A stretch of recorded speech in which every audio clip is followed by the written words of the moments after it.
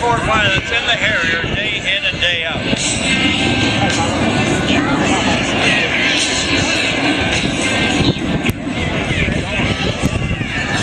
Demonstration pilot for today, Lieutenant Colonel Roger McDuffie has been flying the Harrier since 1995 and has over 3,200 hours in this amazing airplane. Look at the second hand on your watch. Look to your right at 600 miles per hour. Here comes the pilot they call Fluff with a high-speed pass.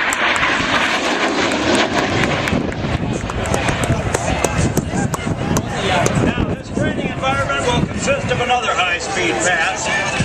Once you know the speed capabilities of the aircraft, Lieutenant Colonel McDuffie will be coming in to display the helicopter-like qualities of the Harrier.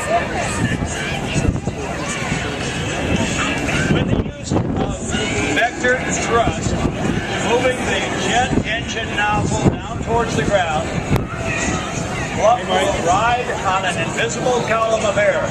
First, another high-speed pass, this time from your left. Riding on that invisible column of air, Roger will deliberately overshoot a target above the ground. He will then back the Harrier up. Then, using that invisible column of air and bleed air at the tips of the wing and the tail, he will maneuver the Harrier so as to point to us. Once he does that, without taking the nose off that target in front of us, he will do what we call translation. He'll be moving from side to side without changing the heading of the nose. Once that is accomplished, as if on an invisible pedestal or swivel, he will rotate around without moving off that space.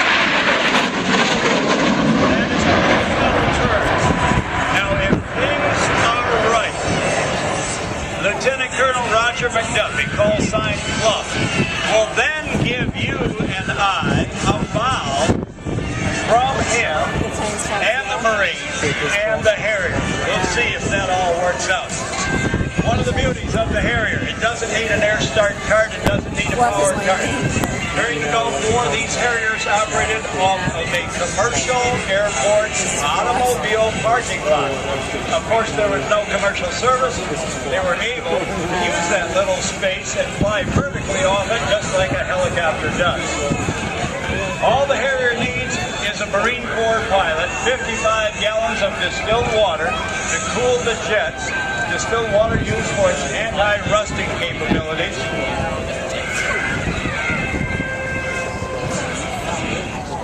And now you have a mud fighter supporting the troops on the ground.